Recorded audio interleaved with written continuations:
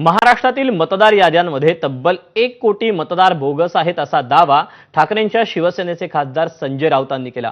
विधानसभा निवडणुकीनंतर मुंबईत 4 दिवसात 6.5 लाख मतदार वाढवले असा आरोपही राऊतांनी केला। त्यामुळे देशाचं लक्ष वेधण्यासाठी 1 नोव्हेंबर रोजी निवडणूक आयोगावर मोर्चा काढतोय अशी माहिती राऊतांनी दिली। दरम्यान संजय राऊतांच्या आरोपांना भाजपच्या नवनाथ बन यांनी प्रत्युत्तर दिलं आहे। 96 लाख म्हणजे मी ज्याला आपण राऊंड फिगर म्हणतो ते 1 कोटी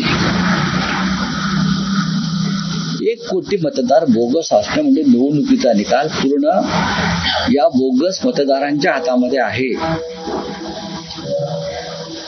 आता विधानसभा निवडणुकीनंतर मुंबईमध्ये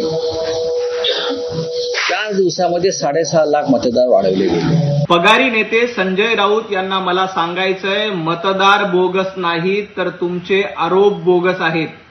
तुम्ही जनतेचा अपमान करतायत। त्यामुळं 1 नोव्हेंबरला मोर्चा काढायचा असेल तर जनतेची माफी मागण्यासाठी मोर्चा काढा, कारण तुम्ही मतदारांना बोगस म्हणून त्यांचा अपमान करतायत। आपल्या आक्रमक शैलीसाठी ओळखल्या